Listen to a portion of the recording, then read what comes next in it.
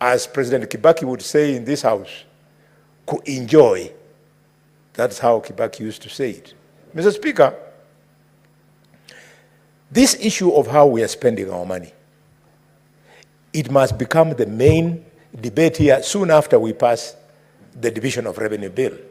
Right now, we are fighting hard as a committee to ensure that the government does not effect the deduction from 400.1 billion due to county governments to 380. But I ask myself, why are we struggling when the money, Mr. Speaker, is going to be misused? Mr. Speaker, I cannot stop without congratulating the governor of Mutembei, Gladys Wanga, the governor of Nairobi, Johnson Sakaja. They have led in raising on-source revenue. This is commendable, together with the 14 other governors who has led, including Professor Nyong'o. He raised his by 45.8%. We want to congratulate this kind of governors. But even as we congratulate Governor Sakaja, we want again to ask Governor Sakaja, it is not enough for you just to tell us how you collected 12.9 billion shillings from on-source. You should also tell us how you are using that money. If Governor Sakaja was using those billions well, which are collected from us, the residents of Nairobi, Mr. Speaker, we would not be seeing all this garbage. Blocked sewers. You are on Mombasa Road, you see blocked sewers. There's raw sewage moving around.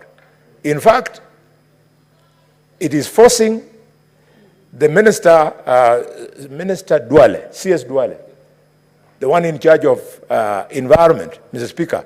He was speaking as if he wants to run the county government of Nairobi. Cleaning up River Nairobi should not be the work of the national government. The devolved government of Nairobi is the most funded county in this country. It is the one which controls the biggest economy in this, among the 47 counties. It should be able to give us services. Thank you, Mr. Speaker, for this chance. Senator Gloria, you continue being out of order. You know, understanding Order 98, and I want to believe you have a copy of the Senate Standing Orders. You can only raise on a point of order when another senator is contributing. No one is contributing, as you can see. So whom do you want to call to order? Let's leave it there. Next, Senator Wamatinga. Thank you very much, Mr. Speaker, sir. I also rise to support the statement by Senator Professor Tom Ojiende. Indeed, it is very important that we hold the county governments into account into how they spend the revenue that has been raised. Having said that, Mr. Speaker, I also want to take this opportunity to congratulate all the governors of all the county governments that made it to increase their own source revenue. Mr. Speaker, sir, it is indeed the high time that we came up with innovative means and mechanism of raising our own source revenue. But, Mr. Speaker, I would want also to challenge ourselves as senators. It is the high time that we start defining the empowerment programs that are being undertaken by various county governments. Mr. Speaker, sir, a lack of this definition has seen all manners of empowerment programs being employed, and it leaves a lot of questions as to what should be an empowerment program. Mr. Speaker, sir, I know that for devolution to work, people at mashinani level, at the grassroots, must feel that there is money that has been devolved, services that have been devolved, but most importantly, Mr. Speaker, they want to see sustainable development that will change their lives. That begs the question, Mr. Speaker. If we fail to define two things, one, what is empowerment? Two, what is public participation? We've seen in various county governments, Mr. Speaker, without wanting to name any, where public participation is held, a few members of public comes and it is deemed to be public participation, where they make a decision, and this very same decision, Mr. Speaker, is contested in a court of law, and it is thrown out. Mr. Speaker, sir, maybe it is the high time as senators we came up with a formula of defining what is the spirit of public participation. What did our Constitution intend to achieve by saying that there must be a public participation? We must look at the composition. Who must attend, Mr. Speaker, sir? Is it enough to have 10 people attend a public participation where a decision is ought to be made that is going to affect hundreds of thousands of people? And if these 10 people come, Mr. Speaker, what is the composition of these 10 people? We must look at that, Mr. Speaker, sir. As we go ahead and beg a leave from the likes of Senator Professor Tom Ojende, who understands the spirit of the Constitution of this country and who understands the law, we must come up with a formula so that the counties that are not endowed with highly literate minds do not suffer at the hands of selfish governors who would go and spin the law so that they can force laws and judgments to be made by the public, only for the public to realize later that they end up harming themselves. Mr. Speaker, sir. Senator Wamatinga, do you wish to be informed? Well, I'll let her inform me in private because I think she'll take a little bit long. So that is okay, but that one will happen in private. In other words, you've denied. Proceed. Thank you very much, Mr. Speaker. I know that it is very important to tap on the resources and the knowledge of my fellow colleagues, but it is also equally very important to choose where you want to tap on that knowledge. I'll go and approach her after this, Mr. Speaker. Having said that, Mr. Speaker, I think if we want to see the advancement of the devolution in our counties, it is important that we look at the things that our people complain of. I do recall, Mr. Speaker, when we had an impeachment debate in this House, the word empowerment fell several times. I heard from both sides of the people who are prosecuting their cases here try to say this is empowerment, this threshold does not meet empowerment. And therefore, Mr. Speaker, I think as diverse as this country is, as diverse as our counties are, it would be good to come up with a threshold where we say is giving a cup, is giving a spoon, is giving a knife empowerment. Mr. Speaker, sir, I've seen some counties do all manners of things in terms of empowerment. The question that I would want us to discuss as senators is how can we define this threshold to ensure that Kenyans are not taken for a ride. Mr. Speaker, sir, I support the statement. Next order.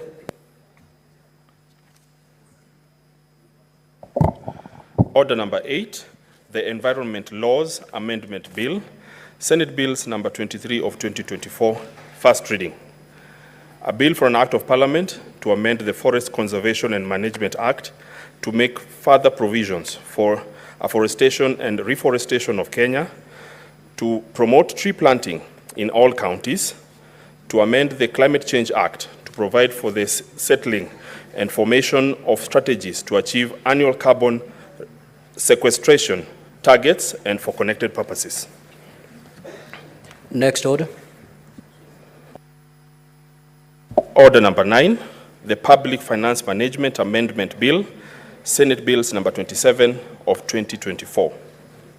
First reading. A bill for an act of parliament to amend the Public Finance Management Act to provide for the submission, consideration, and passage of county finance bills.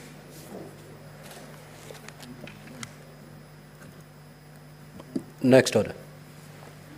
Order number 10, the County Library Services Bill, Senate Bills number 40 of 2024, first reading. A bill for an act of parliament to provide for the establishment of county libraries in each county, the establishment of County Library Development Committee in each county, the functions and powers of each County Library Development Committee, and for connected purposes. Next order. Order number 11, motion. Consideration of the National Assembly amendments to the Equalization Fund Appropriation number 2 Bill, Senate Bills number 30 of 2023. Question to be put. Now, honorable senators, the debate on this motion had concluded. I will now proceed to put the question, but before I do that, Clerk, do we have the requisite quorum? Now, honorable senators, voting shall be by voice, and therefore I'll proceed to put the question.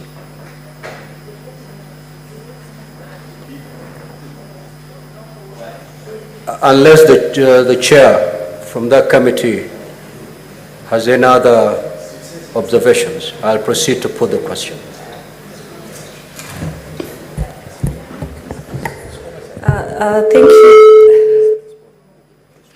Thank you, Honorable Speaker. We had actually debated on this. I just want to clarify that the issue with the bill from the National Assembly on the amendment of the equalization fund is that they reduced 10 billion, and hence the resolution of the committee was to reject the amendments. And hence, I would urge my colleagues. That report was laid before the plenary. Correct. And I think the members are adequately informed on what to do. They were actually asking me what's the issue, and I thank you for allowing just me to put the voice and ask them and request them to vote no. No, you cannot campaign, Chair. I'm afraid you may not be able to have that attitude. Now, honorable senators, I'll proceed to put the question that the National Assembly amendments to the Equalization Fund appropriations number 2, Bill, Senate Bill number 30 of 2023, be now considered. Will as many as of that opinion say aye? Aye. Will as many as of a contrary opinion say nay? Nay. The nays have it. Next order.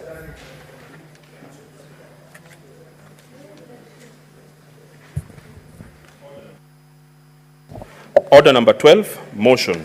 Report of the Select Committee on County Public Accounts and on its consideration of the report of the Auditor General on the financial statements of West Pokot County Assembly for the financial year 2018-2019 and reports of the Auditor General of the financial statements of Isiolo, Kiambu, Kitui, Marsabit, Narok, Nyamira, Trans Nzoia, West Pokot, and Buranga County Assemblies for the financial year 2019-2020. Resumption of debate division. Now, this particular order is deferred. Next order. Order number 13, the Constitution of Kenya Amendment number 2 Bill, Senate Bills number 52 of 2023, resumption of debate, second reading division.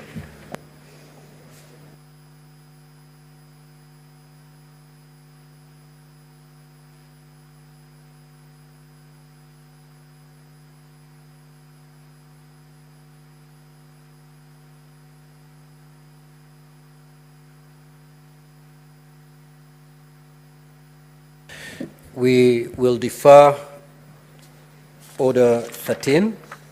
Next order, clerk. Order number 14, the Local Content Bill, Senate Bills number 50 of 2023, second reading division. That order is also deferred. Next order.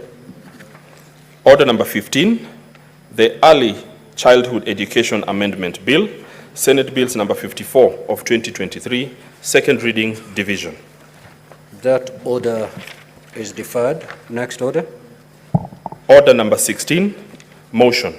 A report of the Standing Committee on Finance and Budget on the Senate nominees on behalf of county governments to the position of member of the Salaries and Remuneration Commission, SRC. Now, honorable senators will recall that when debate was interrupted on the 6th of August 2024, Senator Moses Kajwang was on his feet and had a balance of 15 minutes. I don't see him in the House, and therefore this motion is still very much on the floor. It's open to debate.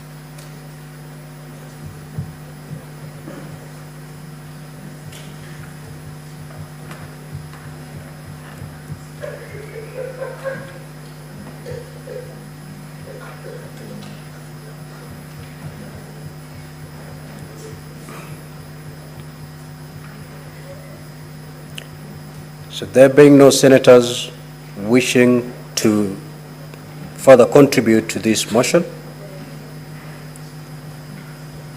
Senator Chirange, I can see your name on my dashboard, but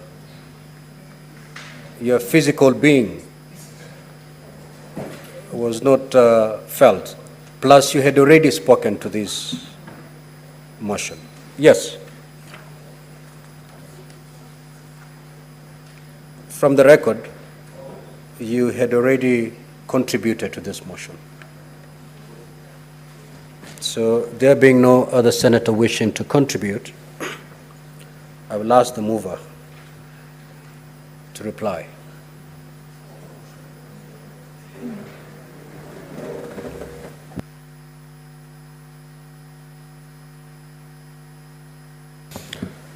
Senator Boni, if you're not in a position to reply, we may defer so that you prepare yourself accordingly.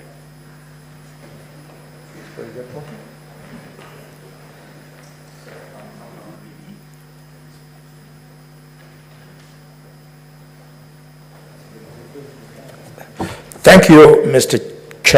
Speaker, sir. Mr. Speaker, sir, indeed, I'm the one who moved this motion on behalf of the chair of the committee, and I'm glad that a number of members were able to contribute in support of the nomination, Mr. Speaker, of one Lynette Washiali as a member of this commission, Mr. Speaker. I thank all the members who spoke in support of this motion. And Mr. Speaker, without belaboring the debate, I want to request that members, again, as you have demonstrated on Equalization Fund, stand with the report of the Senate Finance and Budget Committee and vote to support this decision. I thank you, Mr. Speaker.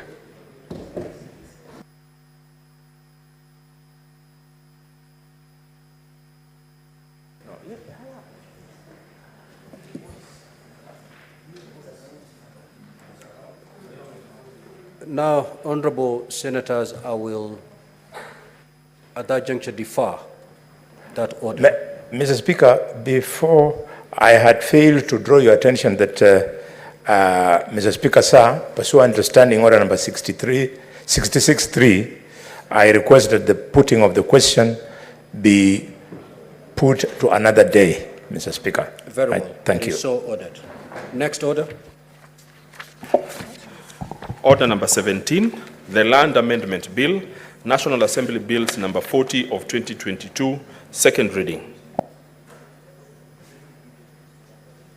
Now, when debate was interrupted on Thursday, 1st of August 2024, the Honorable Senator Peris Tobiko was contributing and had a balance of 3 minutes. Honorable Senator, you may proceed to take your 3 minutes.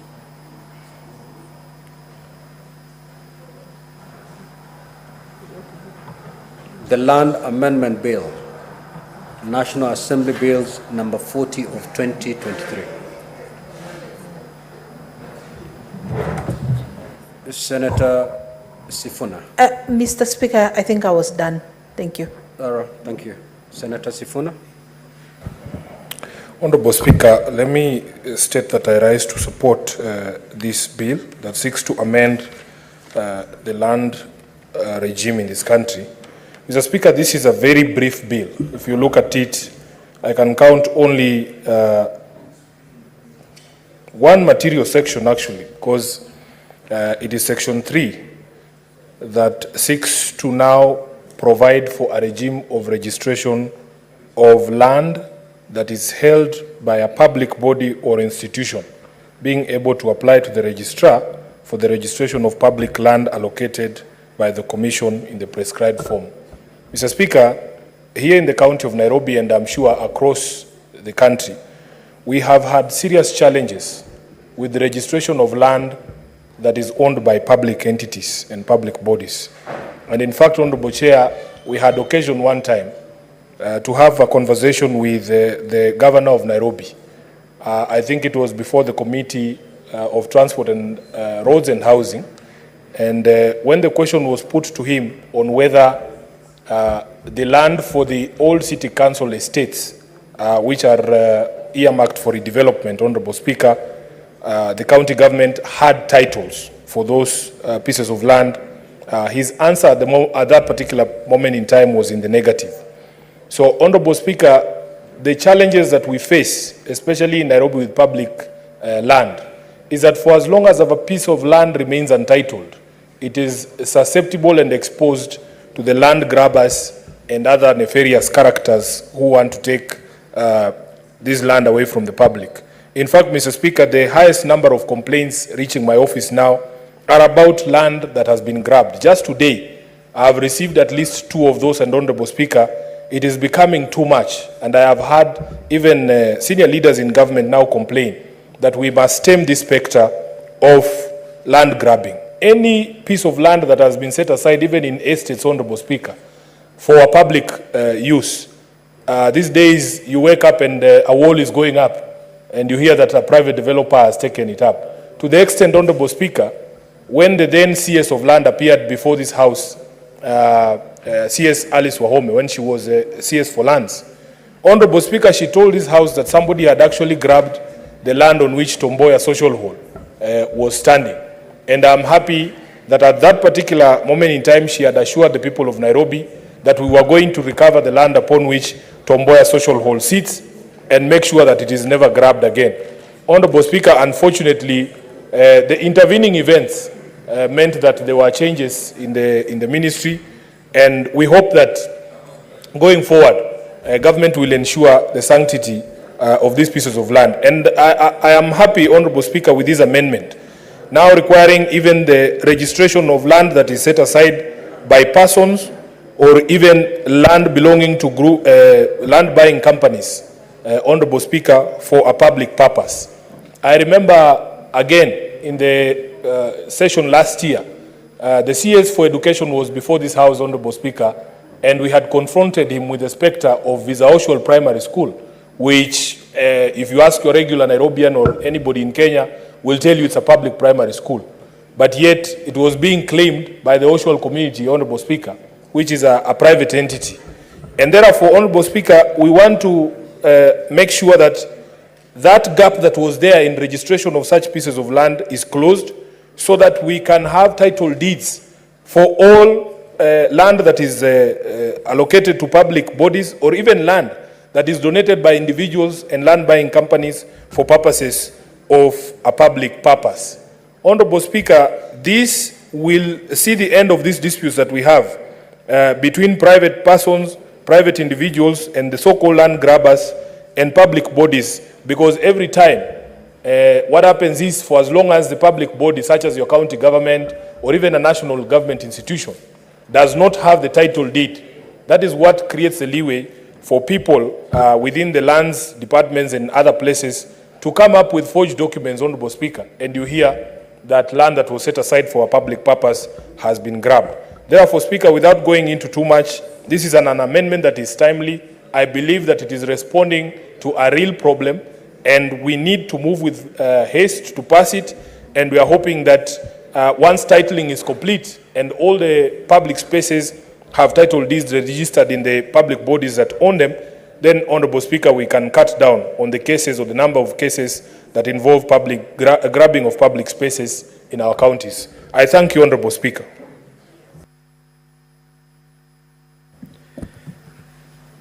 There be no other senator wishing to contribute, I will call upon the mover to reply.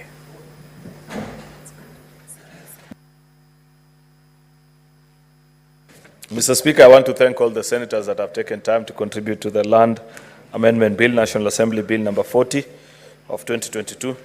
Quite a straightforward bill that will secure the interests of our public institutions, which have fallen prey, Mr. Speaker, to these land grabbers that are so vicious across the length and breadth of our republic, Mr. Speaker, but mostly actually targeting vulnerable public institutions. And it's for obvious reasons, Mr. Speaker, because public institutions are not necessarily owned by anybody, so to speak, Mr. Speaker.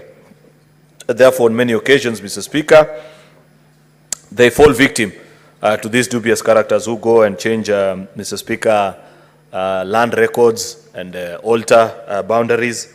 Almost every public institution in this country, Mr. Speaker, especially those that have big parcels of land, from technical training institutions, universities, Mr. Speaker, and hospitals, Mr. Speaker, have fallen prey at one time or another, Mr. Speaker, to these kind of schemes. In fact, Mr. Speaker, you do know for a fact that almost every university in this country is in court with one character or another. From Nairobi University, Jomo Kenyatta, Moi University, all these, especially the old universities, Mr. Speaker, that the previous governments, Mr. Speaker, had taken time to allocate them sufficient land so that as the institutions grow, Mr. Speaker, they can build and grow, Mr. Speaker, to become great institutions. They are today in court, Mr. Speaker, with this or the other land grabber. And therefore, Mr. Speaker, that is the importance of this land amendment bill, to ensure that these institutions, first of all, have titles, and they have titles in their name, so that anybody tries to play any monkey games, Mr. Speaker, on these institutions, they are, excuse me, they are able, actually, Mr. Speaker, to provide evidence that the land belongs to them. Therefore, Mr. Speaker, I want to thank colleagues who have taken time to speak to this. I hope we can conclude on this particular bill, vote on it, assented, and the President and the Ministry of Lands, Mr. Speaker, can go on to give these public institutions their title deeds in their name, Mr. Speaker, so that nobody ever dreams of altering, Mr. Speaker, the ownership of land that is owned by these public institutions. With those many remarks, Mr. Speaker, I beg to reply. Thank you. Majority Leader, are you making any requests for postponement of the putting of the question, or do we proceed? Mr. Speaker, in accordance to Standing Order number 66, I wish to request that as we shall agree on and advise. I thank you, Mr. Speaker. It is so ordered. Next order. Order number 18, the Intergovernmental Relations Amendment Bill, Senate Bills number 12 of 2024, second reading.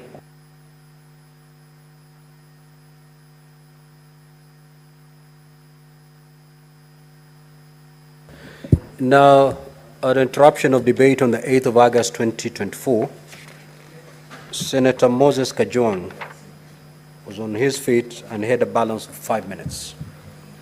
I don't see him here, neither do I see on my dashboard any senator wishing to contribute to this bill. I will therefore call upon the mover to reply.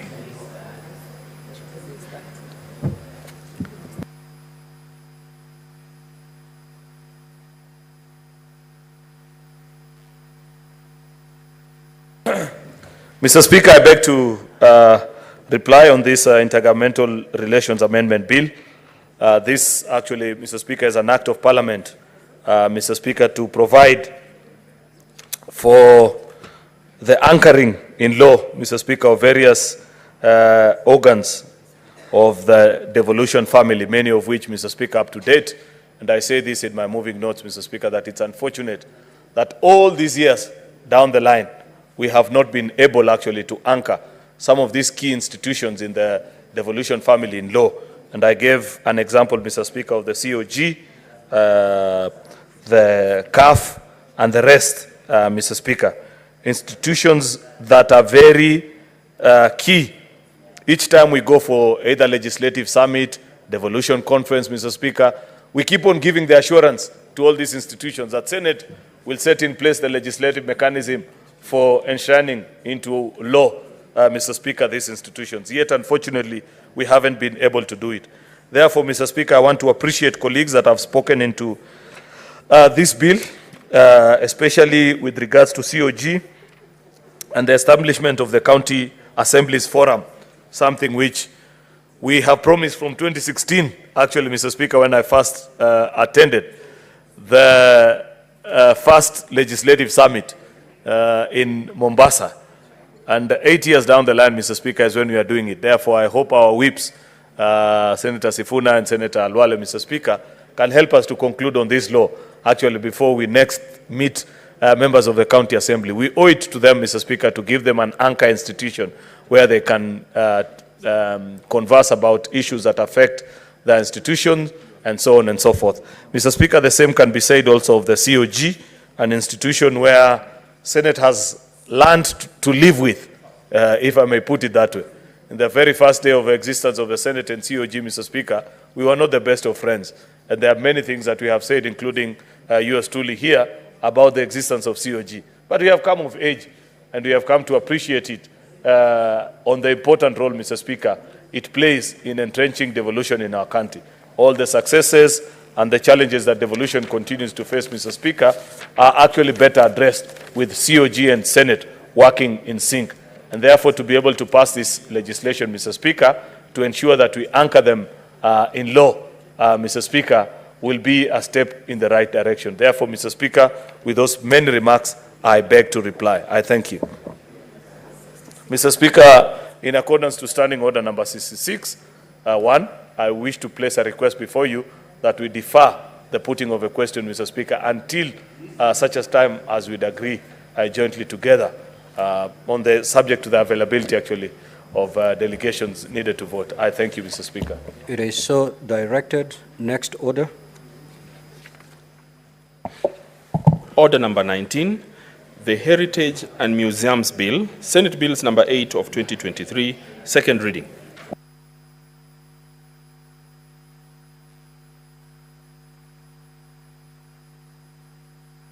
The Chairperson, Standing Committee on Labor and Social Welfare.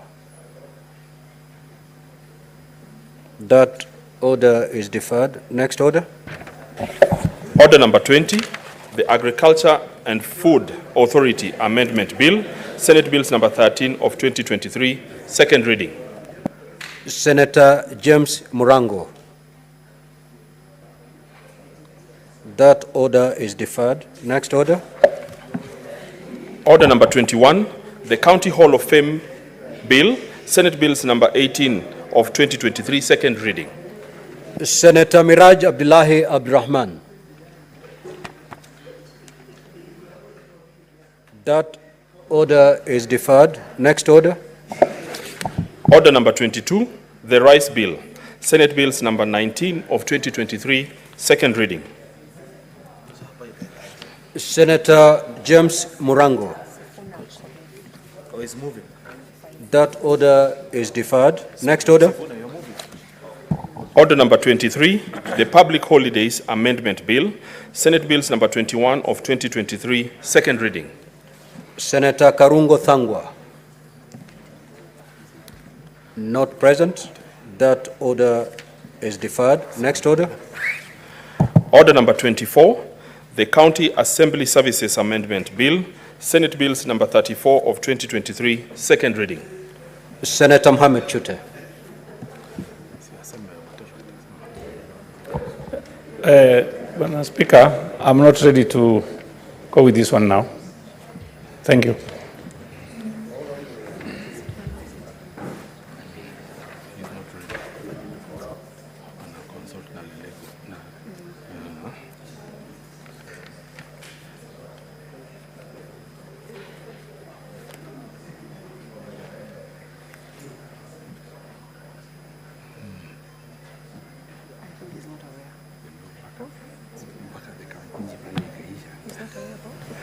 I thought Senator Mohammed Chute is in the house. Yeah, Speaker, I'm not ready. I have just said it. You're not ready? Yes. Thank Okay, you. we'll defer that particular order. Next order. Order number 25, the County Public Finance Laws Amendment Bill, Senate Bills number 39 of 2023, second reading. Senator Kathuri Murungi. Not in the house. That order is deferred. Next order. Order number 26, the Energy Amendment Bill, Senate Bills number 42 of 2023, second reading. Senator Edwin Sifuna. Thank you, Honorable Chair. Honorable Speaker, as you may know, I am a member of the Senate Energy Committee. I rise to move this amendment bill as a proud member of that committee that is chaired by the Senator for Nyeri, the Honorable Wamatinga. Honorable Speaker, in March of 2023, at a sitting of that committee on energy, there was a resolution by the committee to conduct an inquiry into the high cost of electricity. Mr. Speaker, this is an issue that many of us in this House have interacted with. Honorable Speaker, this is an issue that had, at that particular moment in time, occupied many discussions around the country. When we began this process, Honorable Speaker, at the point at which this inquiry was initiated, Kenyans were buying Kenya shillings 100 at that particular moment in time would get you only 3 units of electricity, Mr. Speaker. That in fact, out of 100 shillings, 51 shillings were going to taxes and other charges and levies. Mr. Speaker, the committee did conduct a proper inquiry, including meetings with various stakeholders. I remember the then Minister for Energy, the Honorable Chirchir, stakeholders from Kenya Power, from Ketraco, stakeholders from the independent power producers, and others appeared before the committee. And Mr. Speaker, there is a report of the committee that was, there's a report of the committee that was prepared in September of 2023. I don't recall the exact date when it was tabled in this House, but Mr. Speaker, it is a matter of record in this House that in fact that report has been tabled before this House. Honorable Speaker, if you allow me to go through some of the observations and recommendations of the committee, and I do this because those observations and recommendations out of that inquiry are the ones that informed the proposed amendments to the Energy Act in order to seal some of the gaps that we found as a committee. Honorable Speaker, at the on page 7 of the report where it has the chairpersons forward, and allowed me just to read. Honorable Speaker, one of the things that the committee noted is that there is a general opaqueness in the disclosure of the beneficial owners of power producing companies, with the majority of them listing companies, foreign companies, as shareholders. There was another observation, Honorable Speaker, at paragraph number 12, that the dispatch of power currently done by KPLC is not based on least cost merit order. Therefore, preference is not given to the cheaper power producers. Honorable Speaker, another important observation that informed the amendments is that at paragraph 20, you will see the committee says that some power purchase agreements provide for mechanisms of discounts once a certain threshold is met. For example, Lake Turkana Wind Power Limited offers 50% of the energy charge rate once they attain the discount energy threshold. And Lake Turkana Wind Power did appear before the committee, in fact, in a meeting that was held in this very chamber, and attested to this, Honorable Speaker. They were, in fact, protesting that Kenyans were being denied this benefit, yet that the benefit is actually woven into the power purchase agreement.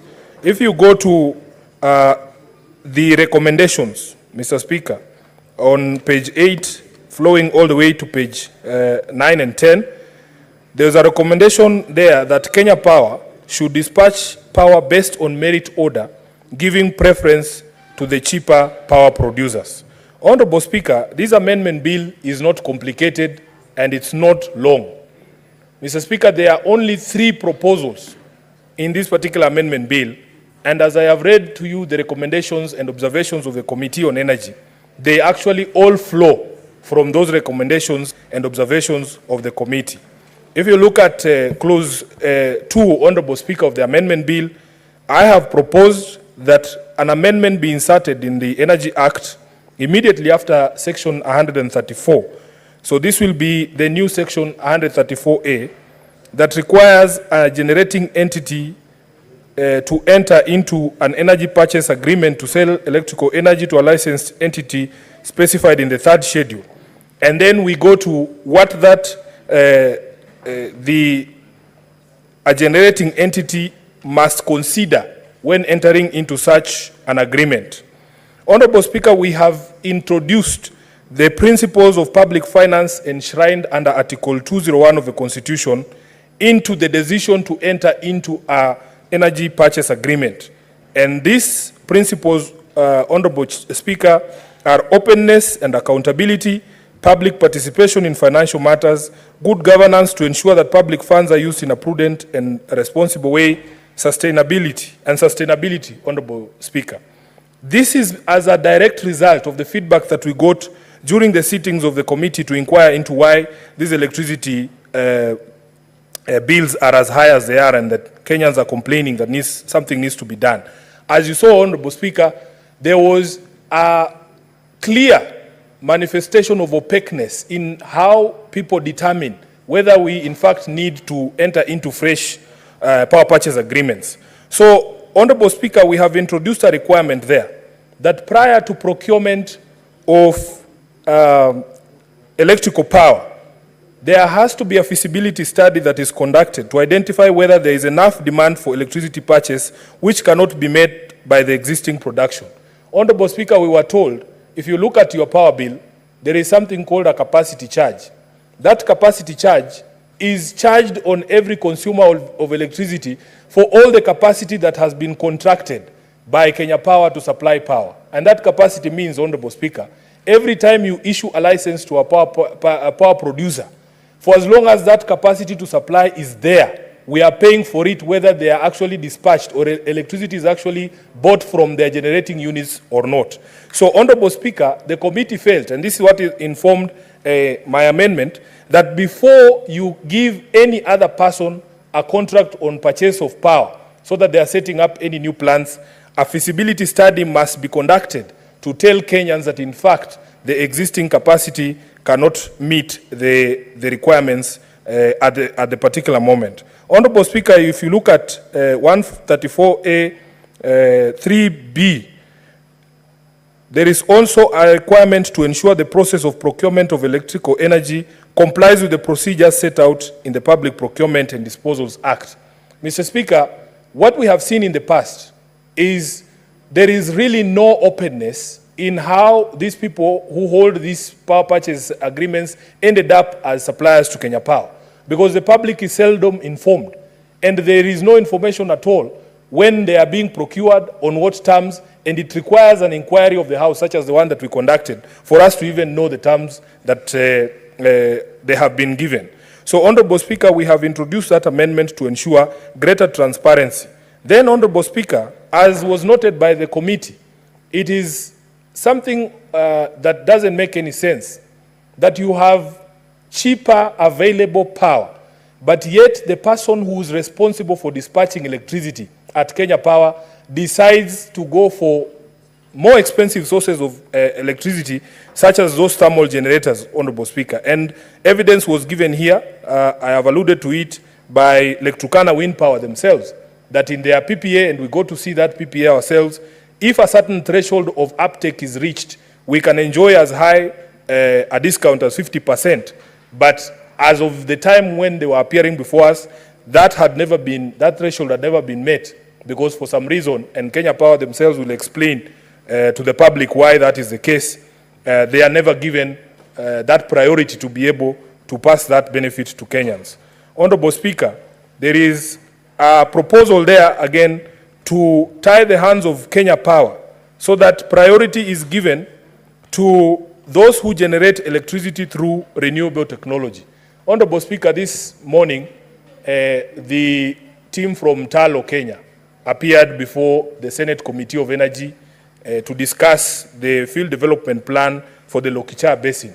Honorable Speaker, from the evidence that was given by the management of Talo themselves, there is a recognition across the world that now people are moving away from fossil fuel energy, and that in fact we are struggling. The reason why the field development plan and the exploration in Lokichar Basin has delayed, Honorable Speaker, is that funding and money and credit for the development of oil fields have dried up because of the increasing awareness on the need for us to cut down on fossil fuels, and many people are now moving towards investment in green technology and green energy. So they are struggling. The management of Talo themselves told us today, the money has simply dried up. There are very few investors who are now willing to put money into oil exploration. Because if you look at places such as the EU, Honorable Speaker, and other places, there has even been a moratorium that has been put that beyond 2030, vehicles that operate using diesel or oil-based fuel, Honorable Speaker, will be phased out, and therefore there is a move towards greener sources of energy. So, Honorable Speaker, we want even Kenya Power to give priority to generating entities that generate through renewable technology. And we gave the example of Lake Turkana wind power, we have Kipeto as well, and even the solar generators should be given priority as opposed to those who generate using heavy fuel oil, which is very expensive. The last amendment, Honorable Speaker, or the second or third one, Honorable Speaker, on the disclosures, the committee noted that many of the IPPs that have, Mr. Speaker, can I get some?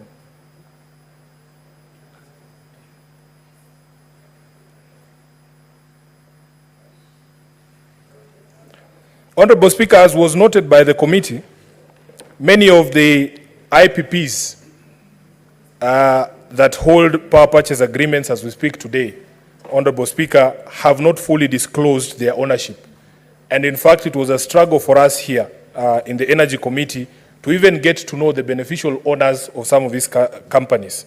There is a great suspicion amongst members of the committee and in fact the larger public that wherever there is secrecy as to the ownership of a company, we would not be surprised, Honorable Chair, to find, and as a lawyer you know, people hiding behind shell companies and claiming that this is a company that is operating out of India, for instance, and yet the true owners are people here in the ministries and in government.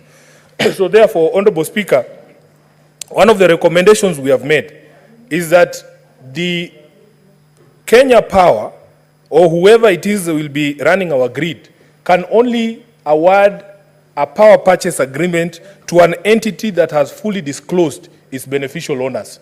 So that, Mr. Speaker, it should be standard practice. If you have something to hide, then we shouldn't be doing business with you. You should be able to tell us outright who the owners of the company are. Lastly, Honorable Speaker, would you believe it that even as a committee, we were very shocked to find out that we do not know as a country how many of these power purchase agreements exist. Nobody tells us, even as Parliament, how many of these power purchase agreements exist. There are people sitting on power purchase agreements just quietly.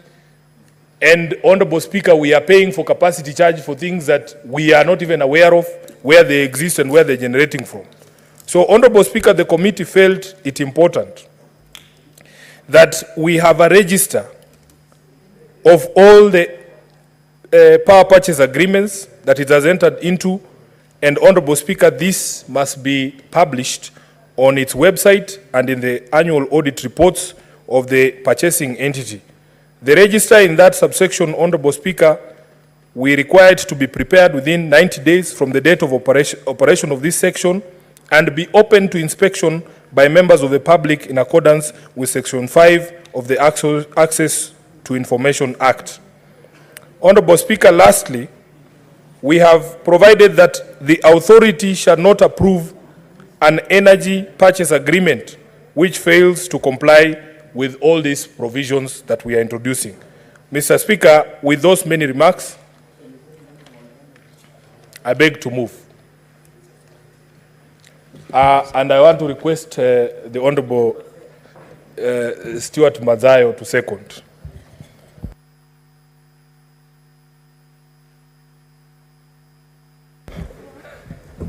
Mr. Speaker, I second.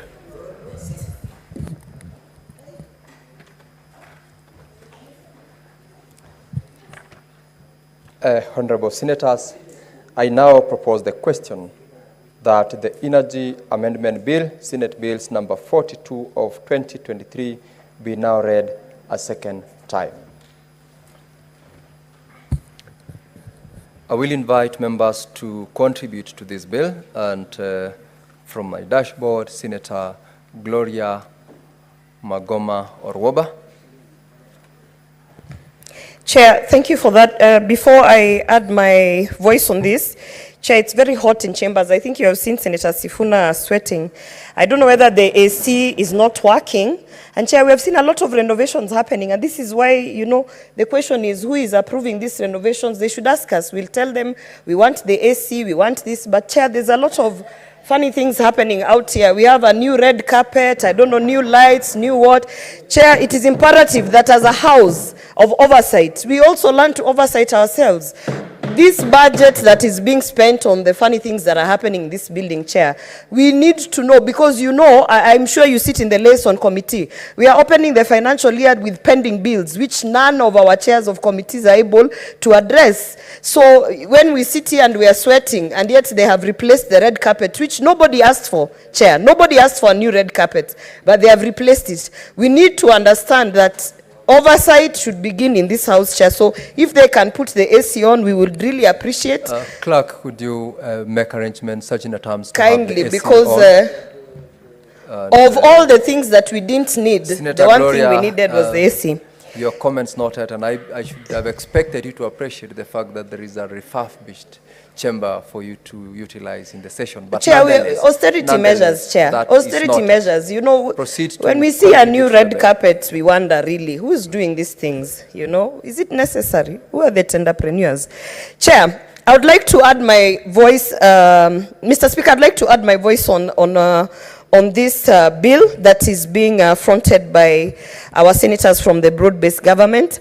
Mr. Speaker, we have to start appreciating that this is the kind of robust engagements that we have to have in this house, Mr. Speaker. And for the first time in the history probably of the debate of this house, you can see that myself and Senator Sifuna and Senator Eddy and Mazayo, we are speaking the same language. Mr. Speaker, on the issue of independent purchase producers, electrical energy producers, Mr. Speaker. I think we have had a conversation of, first of all, the fact that it is not transparent. We do not know who these entities are. We do not know what they are producing, where they are actually supplying, Mr. Speaker.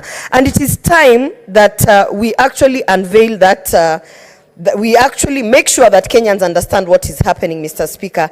As you can see in the proposed amendment where they are saying that a generating entity may enter into an energy purchase agreement to sell electrical energy to a licensed entity specified in the third schedule. Mr. Speaker, what we are trying to address is that we finally are able to get value for our money, Mr. Speaker. We finally are able to understand why there are numerous blackouts, and we can hold people accountable, Mr. Speaker. So I want to first of all congratulate the mover of this bill, Mr. Speaker, because it is a timely bill, particularly because this is the time when we need to make the very unpopular decisions of kicking out the cartels. Mr. Speaker, the understanding of what we do in Senate, many people don't really get it. It's not just about bills and oversight, Mr. Speaker, but it is ensuring that we hold people accountable to the last, down to the grassroots, Mr. Speaker. So even the bills we bring here, it's not that we like debating, but it is to address the issues of the lack of transparency in government services, the lack of transparency in some of the procurements that we are having, particularly with these IPPs, Mr. Speaker. And so that is the reason why I am supporting this bill by Senator Sifuna. And I do hope that we have other engagements and other robust discussions, Mr. Speaker, due to this, what we call the broad-based government. I support this bill. Thank you. Thank you, Senator Roba. Senator Godfrey Osotsi. Thank you, Mr. Speaker, for this opportunity to also contribute to this very important bill, the Energy Amendment Bill 2023 by Nairobi Senator Edwin Sifuna. Mr. Speaker, I think this bill is long overdue. I have worked in the energy sector previously, before I joined politics. I used to work for the then Electricity Regulatory Board, which now transformed to the Energy Regulatory Commission, and now which is called IPRA. And this problem has been there. The issue of cost of power in this country. The cost of power, one of the factors that contribute to high cost of power in this country is this very expensive, secretive, and satanic energy purchase agreement between the Kenya government and some independent power producers. This bill, Mr. Speaker, will help us unlock the problem that has existed in this country for many years. For many years. So this bill will ensure that the so-called independent power producers who engage in this purchase agreement are known. So Senator Sifuna is seeking to resolve the problem of disclosure. We must know who these companies are, what are the faces behind these companies, what are the interests, what are the agreements say. It is not right that a government institution, Mr. Speaker, can enter into agreements with the individuals or private institutions without the knowledge of the people of Kenya. And Mr. Speaker, maybe this problem really highlights the main problem we have in this country. The main problem of disclosure of material facts in agreements of this nature. And I want to say that maybe we need to amend this to ensure that all these agreements are subjected to parliamentary approval. So I want to encourage Senator Sifuna to maybe look at the amendments and improve them further, to require that these agreements, because they affect our economy in a large way, must be looked at by Parliament so that the public interest is protected. Mr. Speaker, as I said, the amendment is going to give us disclosure of ownership information. Who are the owners of these entities, and how much are they drawing from the people of Kenya for their personal interest, and what is the cost at which they are selling electricity to our public institution, particularly KenGen. So I think it is very timely, and I want to encourage members, particularly on the aspect of disclosure, to support this bill. Mr. Speaker, without disclosure, then, as it has been stated in the memorandum of the bill, then we are not sure what this money is doing. Whether this money is being used for money laundering, whether this money is part of tax evasion schemes or corruption. So disclosure will help us deal with all the social issues around the non-disclosure of these agreements. Mr. Speaker, I don't know why it is so difficult for the government to provide information on some of these things. We struggled with SGR. Up to now, we do not have clear information on some of the contracts of SGR. Mr. Speaker, we are now struggling with we have struggled with these independent power producers, and even now, the biggest debate in this country is about Adani matter. which I can see the chairman of Roads and Transport is smiling. He has done a good job, and he's also my member of CPIC, to try and deal with the problem.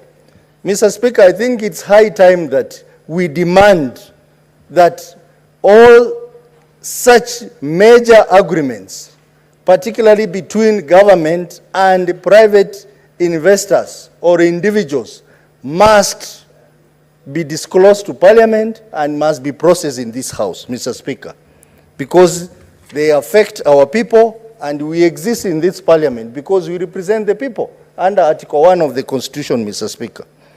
Mr. Speaker, the other important issue which I want to agree with the mover of this bill is the matter of ensuring that these agreements are aligned or comply to the principles of public finance management under Article 201 of the Constitution, on matters of openness, on matters of accountability, on matters of public participation, on matters of generally good governance in managing public resources, prudent management and responsible management of public resources, on matters of sustainability, whether the agreement is sustainable or not.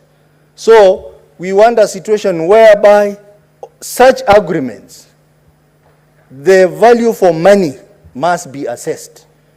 And therefore, the proposal to ensure that the Public Finance Management Act is complied with, I think is a laudable proposal in terms of ensuring, for example, public participation. Public participation aligns to what I've said earlier, the involvement of Parliament in this process, the involvement of stakeholders in the energy sector in this process is very key. So I want to thank the mover for also including that. The other aspect, Mr. Speaker, is compliance to the best practices in procurement, particularly aligning this process to the Public Procurement and Asset Disposal Act that we already have. How do we identify these IPPs? Do we just wake up and say so-and-so will be an IPP and he becomes an IPP, or there must be a competitive process, Mr. Speaker? Mr. Speaker, these are the same questions we are asking on the airport deal also. Is it, do you just wake up and say so-and-so, bring a proposal, or you open the tender to competition so that you have as many people bringing proposal on how they can manage some of these utilities? Mr. Speaker, I think this is a very commendable amendment which I support. Mr. Speaker, the other very important requirement is a requirement that that these companies or these so-called IPPs, the agreements are made public on their website, in their annual audit reports, so that Kenyans can look at it and make their concerns known, so that the value for money can be assessed and that Kenyans can now get a good deal from it. Because, Mr. Speaker, we have to state very clearly that the energy purchase agreement is a rip-off. This country, the people of this country have been ripped off for years, Mr. Speaker. And some of the people who own these IPPs, Mr. Speaker, we are told, are either former government officials or people who worked for these entities, Mr. Speaker, these public utilities, like Kenya Power, KenGen. Mr. Speaker, even as we discuss this bill, we need also to find a way of how we can deal with those who have stolen from us through expensive power purchase agreement. As we support this bill, Mr. Speaker, we should also look for the thieves. I call them the thieves, Mr. Speaker, because this is a stealing. Who have stolen from us for years, Mr. Speaker. They must be brought to book. We must know the faces behind it, and they must account for all the money they have stolen from Kenyans through these satanic and expensive agreements which they have signed with the people of Kenya. Mr. Speaker, also the provision to ensure that Section 5 of the Access to Information Act is an important amendment. And access to information, Mr. Speaker, is a constitutional right in this country. But this right is not, it has been curtailed, Mr. Speaker, in many of these public offices. And this is a piece of information that should be easily be available. I was surprised that even the committee had difficulties accessing these contracts, Mr. Speaker. It should not be a problem, Mr. Speaker, to assess a contract between investors and the Kenyan public through some of these public utilities.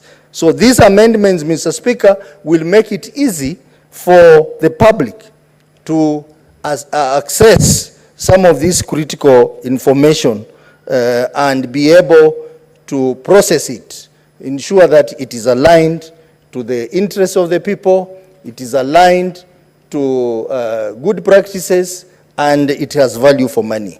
So these amendments, Mr. Speaker, are going to ensure that the long-standing problem of expensive power purchase agreement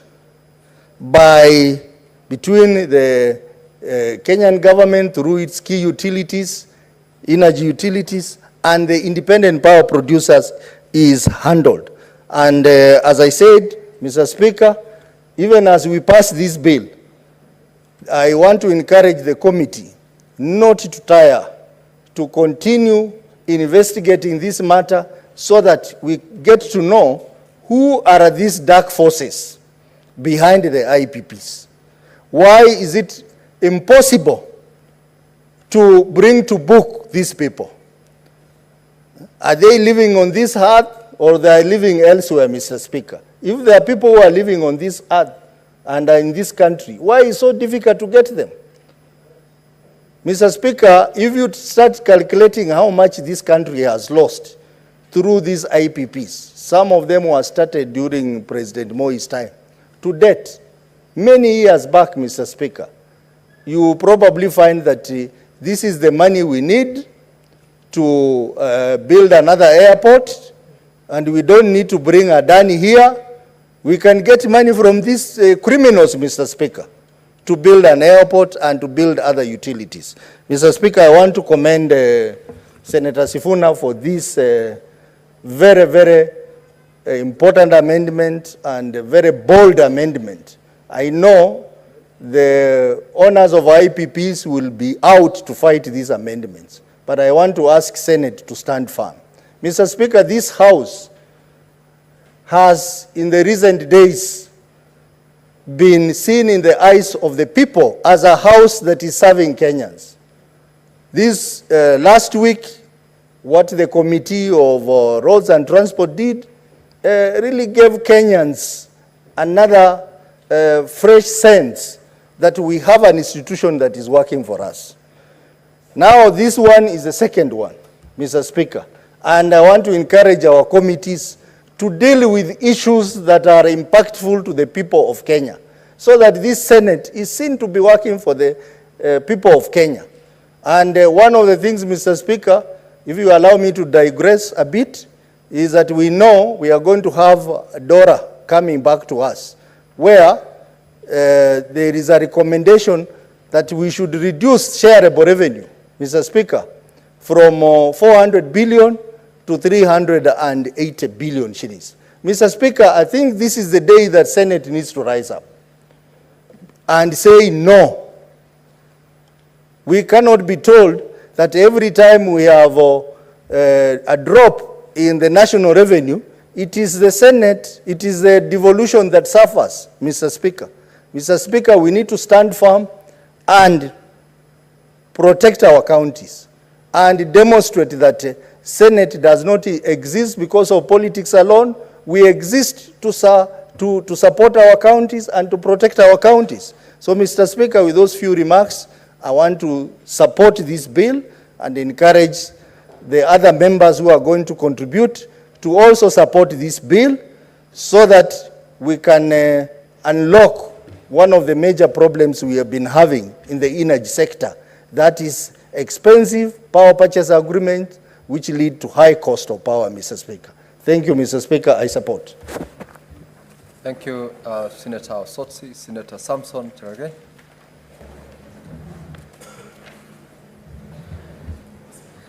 Mr. Speaker, thank you very much. I rise to support this Energy Amendment Bill 2023 and I congratulate Senator Sifuna, the Senator of the great people of Nairobi City County, and also one of the longest serving Secretary General of ODM, the longest at the moment because others have been moved out of the office, Chair, and I hope he survives longer, although nowadays he's trending on some interesting grounds.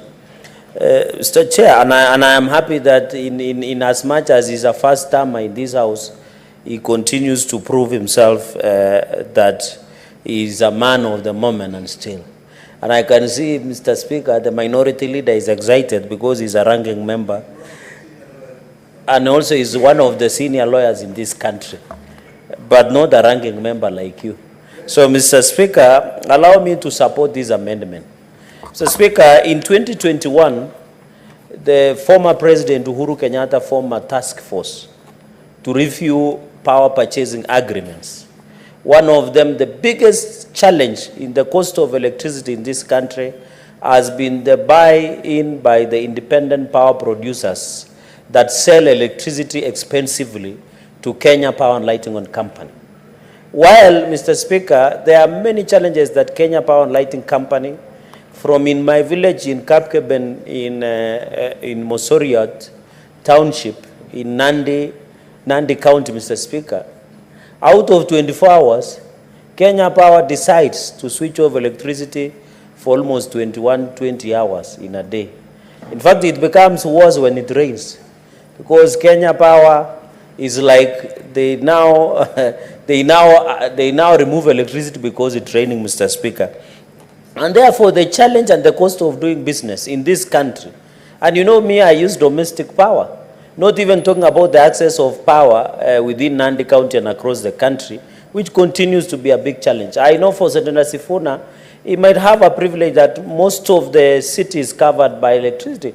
But the biggest elephant in the room, Senator Sifuna will tell you, is out of 24 hours, 3/4 of the time there are blackouts, and it affects the business, even the small businesses within Nairobi City County, Mr. Speaker. And therefore, as we try, I know I've noticed, Mr. Speaker, that the demand and supply, there is a thinning of 4%.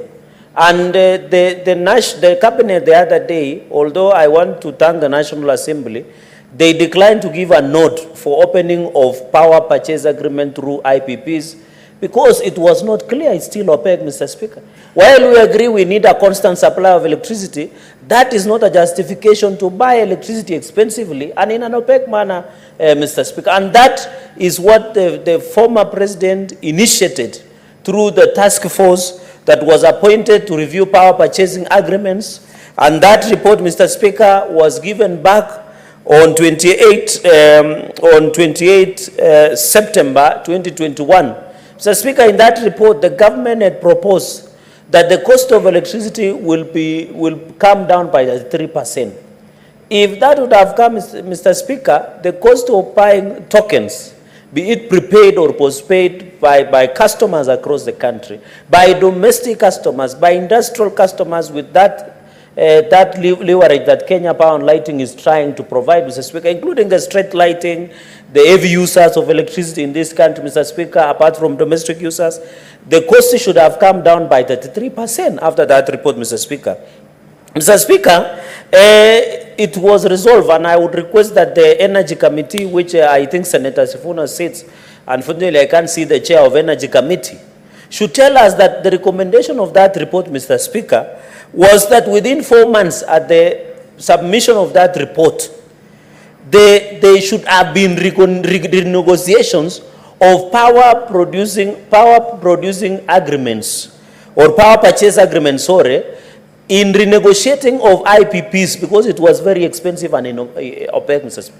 I want to request, as I support the amendment by Senator Sifuna, that the Energy Committee should tell us the outcome of renegotiating by Kenya Power and Lighting Company.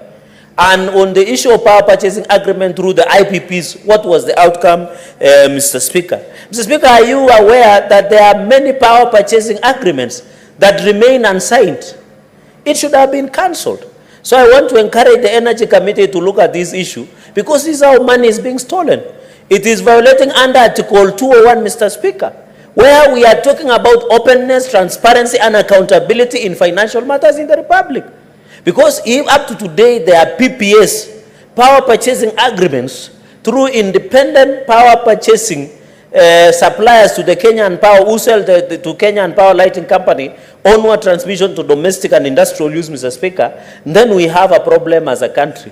I think as we support this amendment of the Energy Act by Senator Sifuna, the Energy Committee should tell us if these power purchasing agreements that were unsigned have been cancelled. And that is corruption, Mr. Speaker. If it works, looks like a duck, then it is a duck, Mr. Speaker, or an ugly swan, as somebody would say it, Mr. Speaker. Mr. Speaker, in that report, in line with this, there were supposed to be reforms within Kenya Power and Lighting Company. We are not yet to be told what happened with the investigations into the faulty transformers that were being left here in Nairobi, Mr. Speaker, in Industrial. No one can tell us up to today what happened to faulty transformers, who was held accountable. There are many primary schools, even in Bomet, in Nairobi here, in Nandi, in Migori, in Kilifi, Mr. Speaker, that have perpetual faulty transformers. No one has told us the audit on those faulty transformers, what became of it. You remember Senator Stewart Matsayo in the last session, we raised you and cry over faulty transformers. Up to now, no one has been arrested or charged in court, or the fate of those faulty transformers here in Nairobi. I shudder when I think that faulty transformers might have been even supplied to you or to Kenyans, Mr. Speaker. We need to know the outcome, and therefore the reform of Kenya Power and Lighting Company, because the problems of power purchasing agreements and even independent power producing agreements, Mr. Speaker, is the lethargy, the opaque nature the Kenya Power and Lighting Company has. And therefore, even in that report, the task force report of 2021, there was a proposal that we must restructure and clean up Kenya and Power and Lighting Company management, Mr. Speaker, because they are perpetuating systemic corruption. You do token purchase, the people who are doing postpaid, there are people who are doing prepaid, Mr. Speaker, there are people who do not have electricity. What can you say? Is it not corruption when our whole school or our whole village goes without electricity for months, yet Kenya Power find it's normal? I think it is shocking. And Mr. Speaker, I saw the CS in charge and the good brother of Senator Sifuna, CS Opio Wandai, saying that cabinet secretary, saying that Adani is now doing a purchase agreement on that issue. And I think the chair of roads is familiar what we are talking about, Mr. Speaker. They were arguing that the reason they want to improve the transmission lines, it has become old. And therefore, I want to agree with Sifuna, when you don't communicate the clarity of information, the policy of government should always be crystal clear. Say that when CS Opio Wandai today says there is an engagement or privately initiated plan by Adani to provide support through even purchase of transmission line through Bomet all the way to Awasi, Kisumu, the improvement of power lines, the pylons are grown, Kenyans to understand. But if you do these things in secrecy, it violates Article 34, 35, Article 201, Mr. Speaker, that Senator Sifuna You know, Senator Sifuna and the House, we should not be too prescriptive. The reason we have to make prescriptive laws, Mr. Speaker, and you are a learned senior in this country, having been classmates with Senator Sifuna, is we have to be prescriptive in this country. We have to tell you, don't do this. It is because of our bad manners as a country. That is, it is, because what was it added is already in Article 201. Why is it added to make public a power purchasing agreement through IPP? Until Senator Sifuna tells Kenya Power, no, you must do this, the amendment. That is the bad manners that we have in this country of impunity and corruption, Mr. Speaker. In that report, Mr. Speaker, the report of 2021 demanded that we do forensic audit. And I want to ask the Energy Committee through your office, Mr. Speaker, to tell us these power purchasing agreements through IPPs. There was a statement, Mr. Speaker, and I remember in the last session, there was a statement, an investigation done by this House that showed that you have a local company, IPP, it is a local Kenyan registered company, but is selling power to per kilowatt, Mr. Speaker, to Kenya Power in dollars. Yet it is a Kenyan company. Mr. Speaker, can you believe the impunity that is roaming around in this country, Mr. Speaker? The company is registered here in Kenya. The directors here in Kenya. The trade is domiciled here in Kenya, Mr. Speaker. But they sell the power to Kenyan Power and Lighting for distribution and transmission through in dollars, Mr. Speaker, or in pounds. Those are the people that forensic audit should have been done and be charged in court, because that is public rip-off of a hard-earned money, Mr. Speaker. And therefore, Mr. Speaker, I want to say in this issue of openness on power purchasing agreements, especially through independent power producers, personally, Mr. Speaker, I don't have a problem. We are not saying that IPPs or people do independent power producers in this country, Mr. Speaker, they should not do business. But we want them to do clean business. We want them to abide by the rules and the law of the Republic of Kenya. If I establish a solar power generating company in Kilifi, or a wind energy, and I intend to sell to Kenya Power and Lighting Company, why don't I sell it in Kenyan shillings, Mr. Speaker? And that is the openness, the accountability, and transparency, Mr. Speaker. And as the chair of the Senate caucus, and I'm happy you attended that session of open governance, Mr. Speaker, one of the issues, Senator Sifuna, through the Speaker, was legislative openness. We must be open in terms of legislation and implementation by executive, Mr. Speaker, going into the future. So even as, Mr. Speaker, and I want to say, the cabinet and the parliament should not allow opening of PPAs until we agree on some ground rules. Because I can go and register my company in Bomet and decide to tell to Kenya Power in dollars. It will be a public rip-off. And I want to ask the Secretary General of ODM, CSOPO and I is your immediate former member of ODM. Kindly advise him that the only way he can redeem the image of Kenya Power and Lighting Company is to make sure the IPPs that has been signed for the last 10 years are laid bare in the public. And the truth shall set us, all of us, Mr. Speaker. I am happy on the issue of Adani. He has come out quickly. He didn't wait for the airports, the way we went for the airports, Mr. Speaker. Even we could not access documentation. We had to use power of oath, power of intimidation, power of coercion for production of documents on Adani JKI deal, Mr. Speaker. And that is why you had the young man the other day on Gen Z protest saying, and I'm happy that young man, he has got a sponsor. He was saying, uwanja wa ndege umeuzwa, imeuziwa Muhindi, was being asked, umeuziwa nani? And we thought it is a joke. Only when the issue appeared before the Senator Chair of Roads, and I want to ask Senator Karungo Wadhangwa, the way he's standing on issues of Murima, strongly, he should stand on this investigation of Adani, Mr. Speaker. He should fear nobody.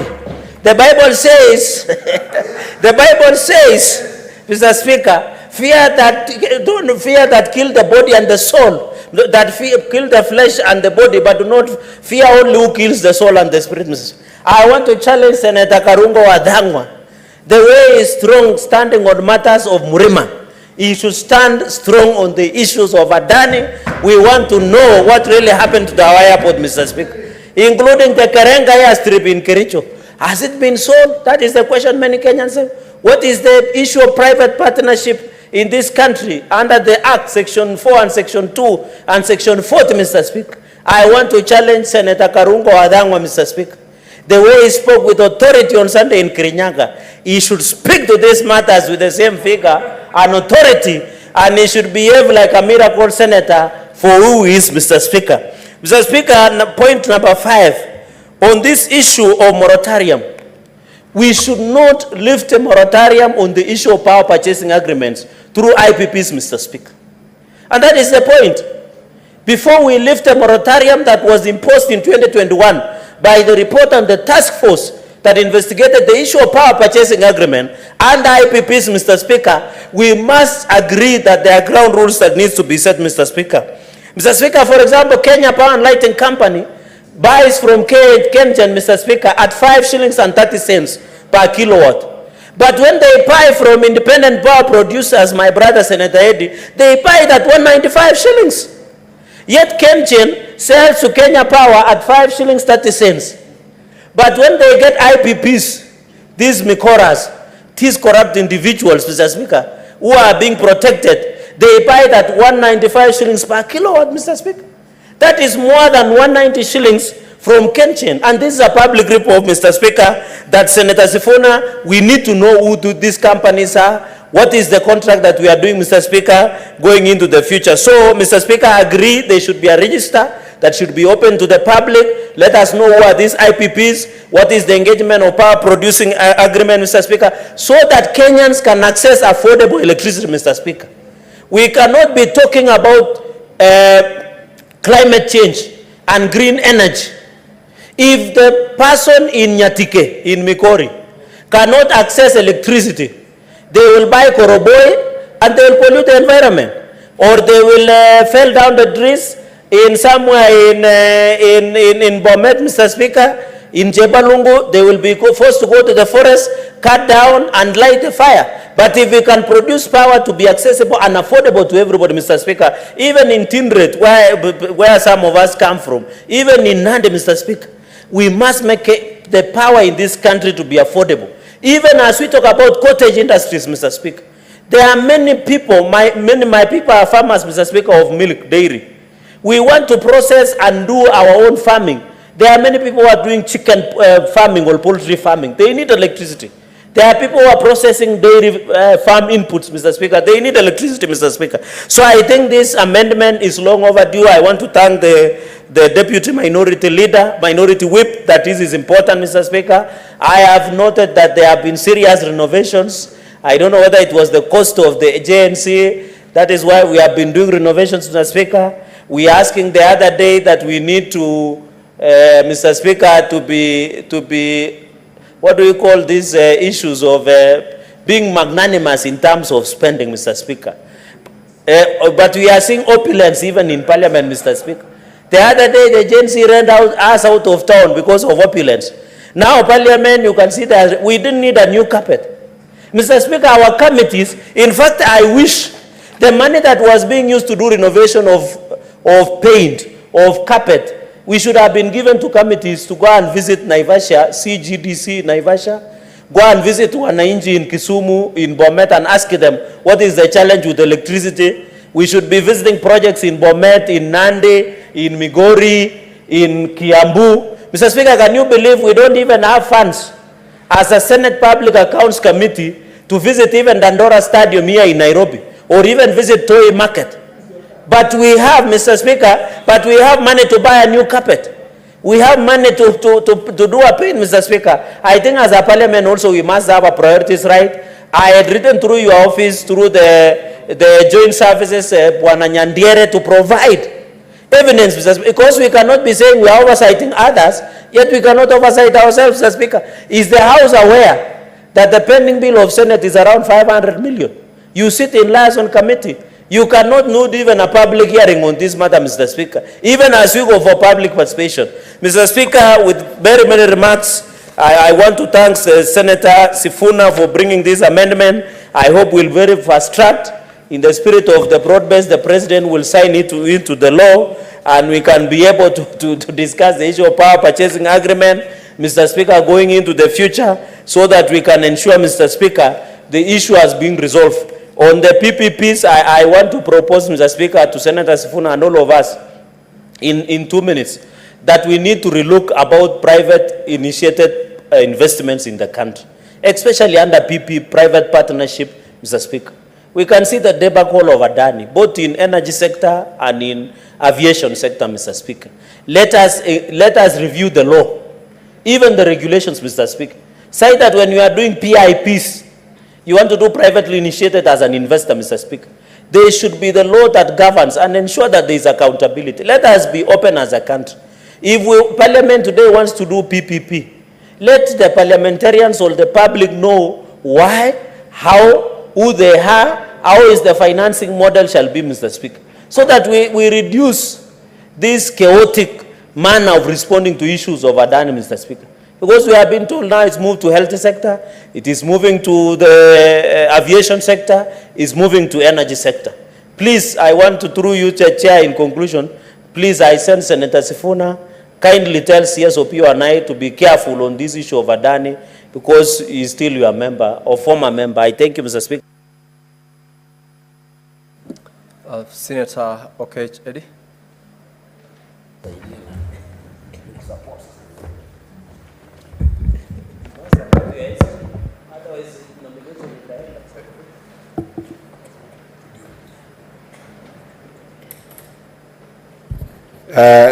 Chair, Mr. Speaker, I want to thank you for giving me this opportunity to support this amazing bill by the great senator of Nairobi and also still my SG in the ODM party, because the mischief that the senator of Nandi is trying to bring is that my SG now is the SG of the broad-based government. That one is now akin to interfering with my certificate in 2027. So I want to guarantee you that this is the SG of ODM, who is still the custodian of my ticket. But Mr. Speaker, on a more serious note, this amendment is a very serious amendment. Mr. Speaker, EPRA in the year 2022, just after COVID, I remember it was May, when EPRA released its daily systems, operations and dispatch analysis report, which did indicate at that time, Mr. Speaker, that the Kenyan demand for electricity had just hit 2,051 megawatts. That, I think, was the highest the country had by that time. And remember, that was at a time that we were just coming from, we were just in a post-COVID era, immediately after the economic meltdown that was brought by COVID. But, Mr. Speaker, that demand, if you looked at it against the national capacity for electricity, we had actually overshot our capacity at that time. Because even by 2018, Mr. Speaker, the capacity that we had in the national grid, Mr. Speaker, was 2,351. There is something that number showed us. And it's important because the country is gearing towards trying to get to a 2030 national grid of about 15,000 megawatts. And you find that it is only in Kenya that, number one, Mr. Speaker, the cost of production of electricity by independent power producers, Mr. Speaker, is very low. Yet, when it hits the national grid, we get the highest electricity tariffs that then affects our people. Number two, Mr. Speaker, the utilities that we have in our country at a national level are some of the most well-resourced utilities that cover their entire variable cost, yet they remain loss-making utilities, Mr. Speaker. Now, to add salt to injury, Mr. Speaker, the Kenyan taxpayer who ends up going to the market to get energy for whichever reason, whether it is commercial or domestic, Mr. Speaker, still faces the issue of low quality service, even when it comes to that. We sometimes get people with serious problems of specs of different meters that are not working. Different meters are also not reflecting their payments. There's a lot of low quality service that we still see in the power consumption in this country, Mr. Speaker. And Mr. Speaker, I cannot stress enough the importance of power. in our country in terms of actually making sure that our national total productivity factor, in terms of the output that we get from every single citizen in this country, how important this is, Mr. Speaker. To give you perspective, Mr. Speaker, today a French kid consumes 50 times more electricity than a Kenyan kid. Mr. Speaker, a kid born in the United States consumes 70 times more electricity than a kid born in Kenya, Mr. Speaker. Yet, competitively, Mr. Speaker, across the globe, Kenya has placed itself at an edge of using proper clean energy to the extent that almost over 80% of our energy is from renewable and clean sources, Mr. Speaker. What is the problem? This is where I come back and laud my friend and my very good SG, Senator for Nairobi, for dissecting the root cause of this problem. And that root cause, Mr. Speaker, is lack of public accountability and governance in terms of the consumption, production and consumption of power and energy in our country, Mr. Speaker. To be very specific, Mr. Speaker, the transparency throughout the procurement process of power has been wanting seriously in Kenya. And this amendment, Mr. Speaker, seeks to address this core issue of that transparency and accountability, not only in the governance structure, but also in the entire procurement process, Mr. Speaker.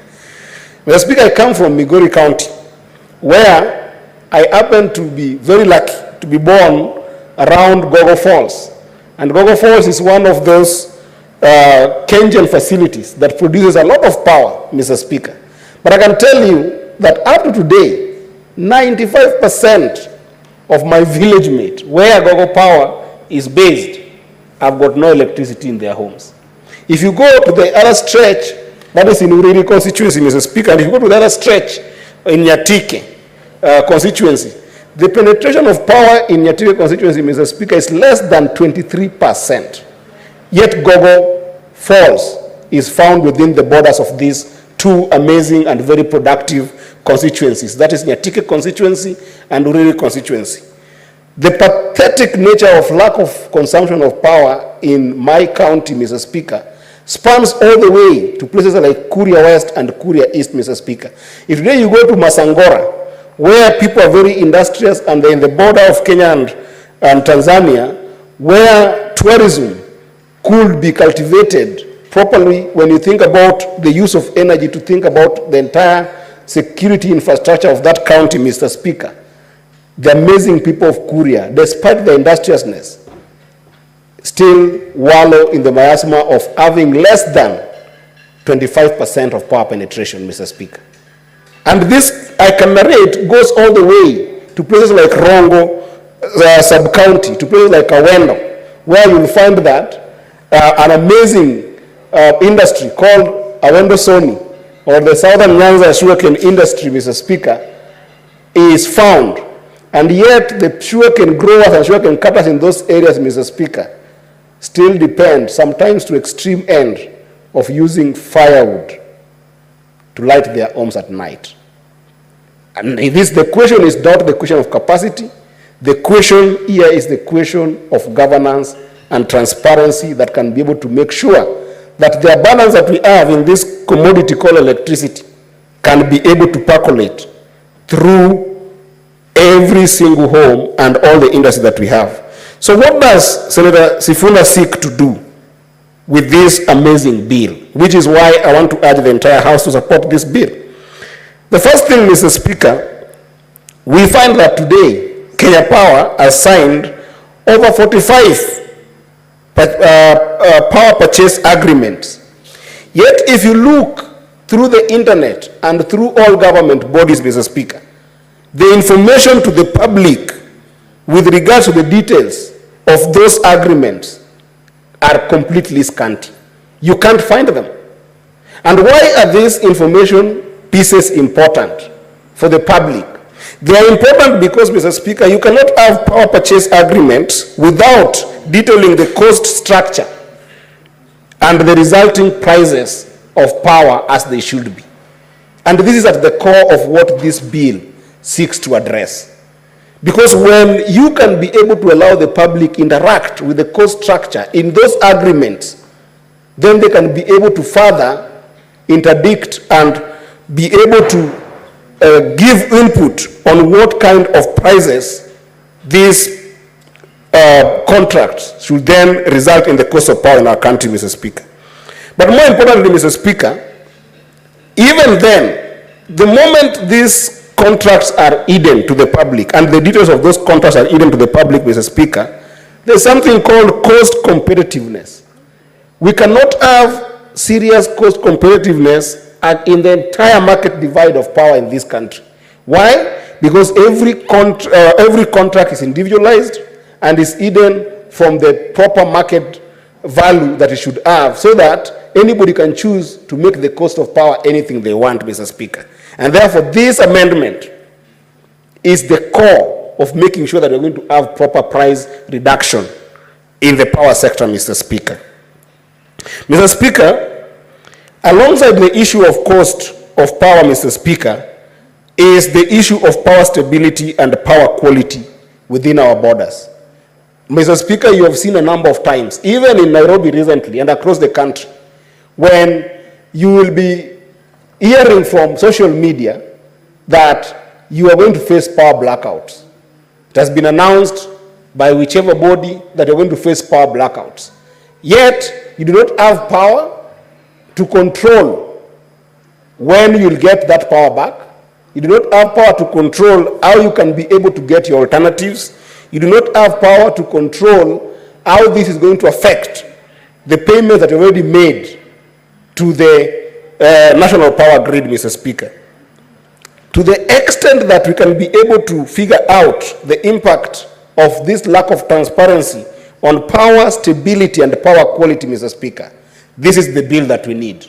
This is the bill that, for the first time, will be able to ensure that that procurement process of people who cannot be able to allow power stability when they're bringing them to the national grid, Mr. Speaker, to be guaranteed. The bill will give us that, Mr. Speaker. And Mr. Speaker, there's something close to my heart, and I've seen it through this bill and through the lenses of the presentation by Senator Sifuna, that this bill will help us procure and also cure is the issue of safeguarding our environmental and our social priorities, Mr. Speaker. If we are not careful, despite the fact that as a country we are priding ourselves that we are leading in terms of clean energy, Mr. Speaker, the interaction with that with our environmental safety and social safety, Mr. Speaker, cannot be guaranteed if you cannot be able to interrogate the procurement processes. What do I mean by this, Mr. Speaker? Mr. Speaker, we have seen a number of times when Kenya Power wants to look at things like metering processes.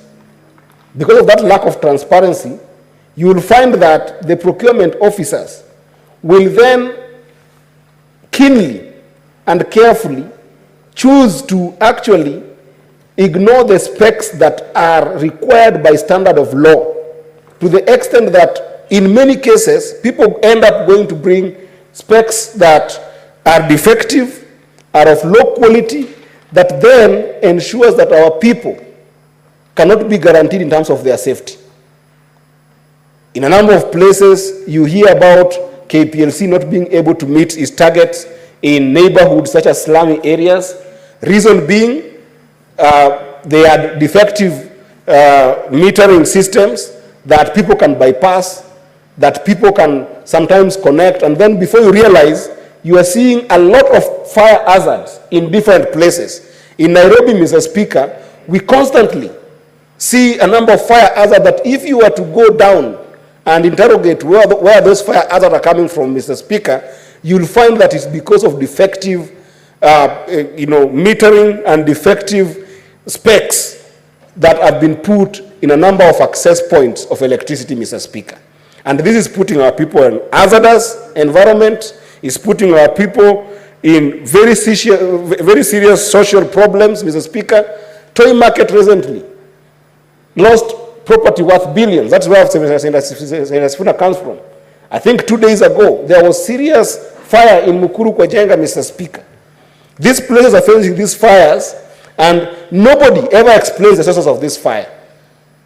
But if you look at the kind of connections that we are having and connectivity that we are having, defective and default connections in our neighborhood, Mr. Speaker, occasioned by serious lack of transparency on the specs of meter systems and any other systems of connectivity that we need in our neighborhood, Mr. Speaker, you can cry over this country, Mr. Speaker.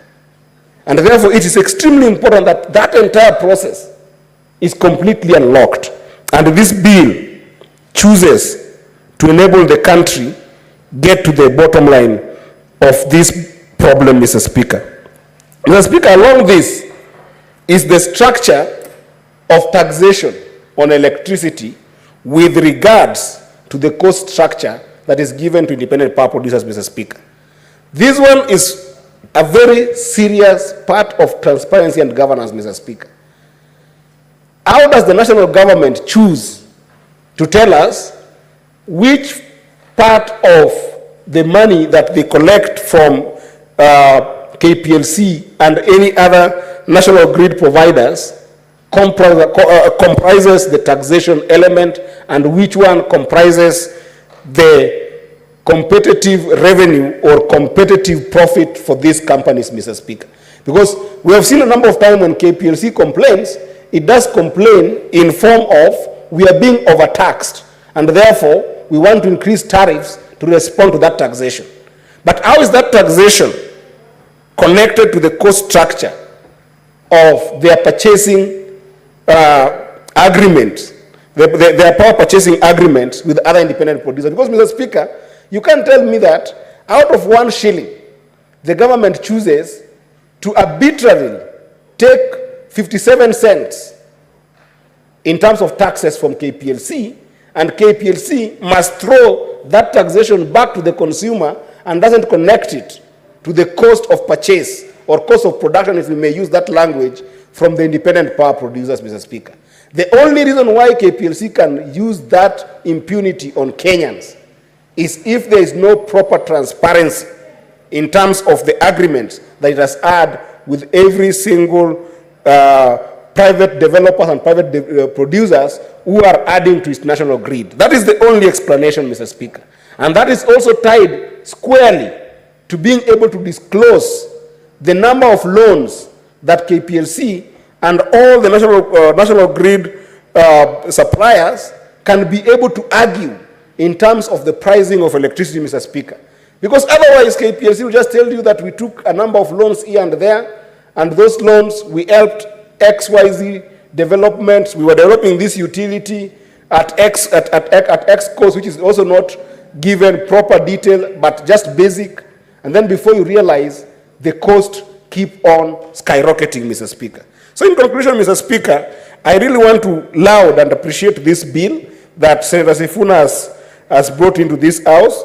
And I hope that the senators in this House will see how important it is for us as a House to be able to build a functional element of the law that can be able to ensure that procurement processes of all power capacity is done through a very transparent process, which then in the end allows for a competitive, market-based, scientific production and consumption of power. And additionally, Mr. Speaker, this is the first bill, in my humble view, that will ensure that there is always public notice and public engagement on the intention to be able to sign contracts by independent power producers, and to be able to make sure that the public is always having a notice. I'm talking about the intention for power purchase agreements. Because without the public knowing about this intention, Mr. Speaker, that is how you end up in a situation where public is being invited on a conversation around a deal that has been done. Like the case for Andani, Mr. Speaker, despite the fact that the Minister for Energy or the CS for Energy currently has told us the capacity that Andani has, he is telling us the capacity that Andani has on the power production and consumption in this country at the age of Andani having been given the contract. So why is the public being invited to even give its its views in the first place. If at the intentional moment there was no deliberateness in terms of engaging the public. So this bill is going to ensure that when there is an intention to sign any power purchase agreement or any power deal with any kind of institutions within or without government in the corporate sector, Mr. Speaker, then the public is noticed on that intention. And therefore, the public can then go ahead and be able to contribute before an action is taken to give the deal to any of those private developers, Mr. Speaker.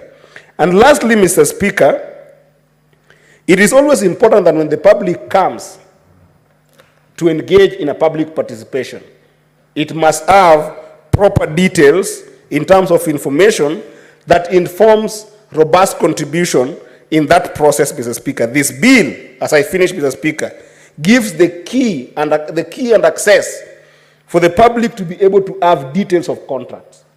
So that when the public is engaging and making comment at any given period of intentionality, then it is giving comment based on data, based on science, and based on facts and figures on those power purchase agreements that are within their under. Thank you, Senator Eddie. Lastly, Senator Karungu Thangwa.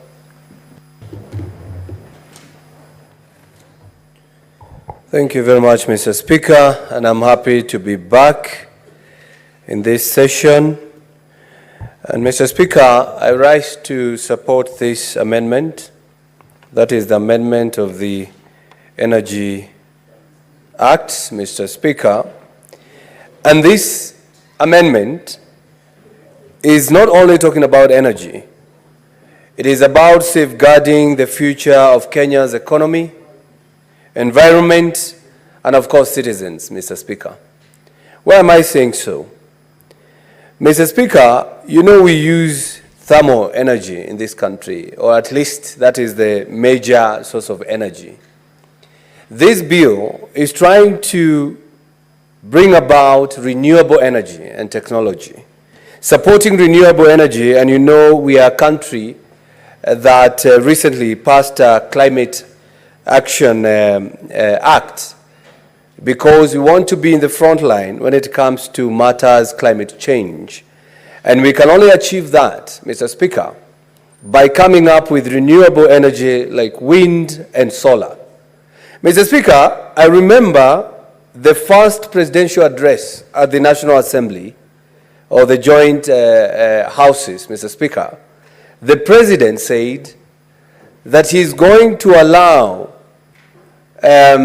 societies or groups of people to generate power and sell it to government, Mr. Speaker. I believe this bill or this amendment is going to assist in achieving exactly that.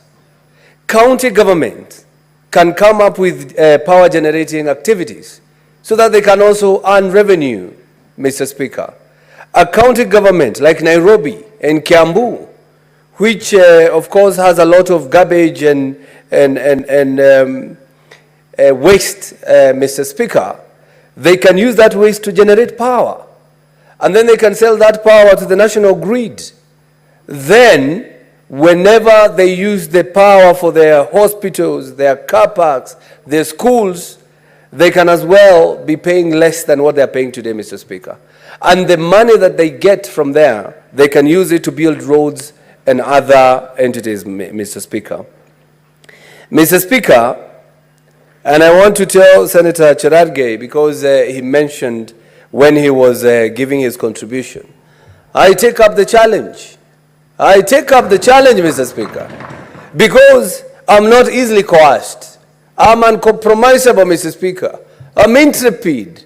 And by saying that, Mr. Speaker, I might be small in stature, but I'm intrepid at heart, and I cannot back down, because coming from an area or an era where people are referring to problems and other people are snakes, Mr. Speaker, I am saying that we shouldn't even deal with the vipers, Mr. Speaker. Vipers are small snakes.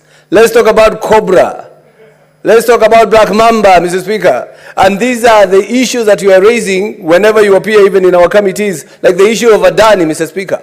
That is a king cobra issue that we need to deal with, Mr. Speaker, when it comes to PPPs and PIPs, Mr. Speaker.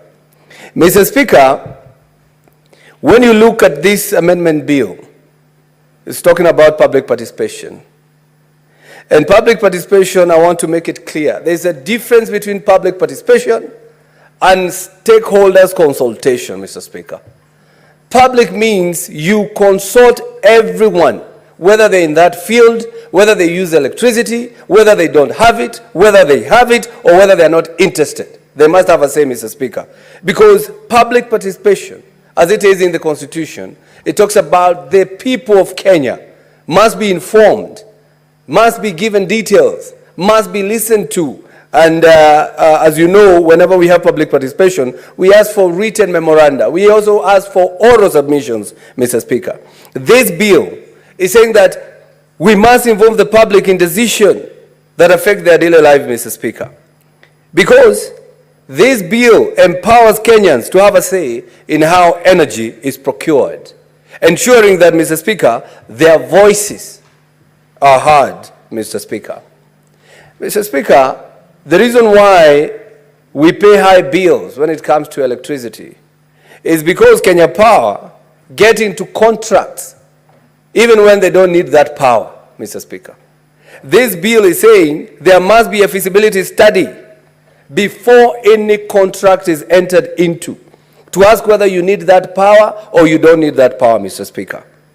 Mr. Speaker, when you do that, you're able to prevent the people of Kenya from paying high bills or from having exaggerated power connection fees, Mr. Speaker. Mr. Speaker, when you talk about transparency and accountability, whenever you are having these companies that generate power, we don't know who the directors are. We don't know their names. Some people, even within the government, hide behind these kind of people to come and sell power or generate power and sell it to the government. You know, the government officials selling power to government. By making this information public, we'll be able to know who owns what, and we'll be able to watch them because we know them. Because if your name appears somewhere, Mr. Speaker, and they say you own this company, and then we see the way you live, you do not look as if you own something like that, we will know you're a proxy to someone, Mr. Speaker. So I believe this energy amendment bill brings about transparency and accountability. Mr. Speaker,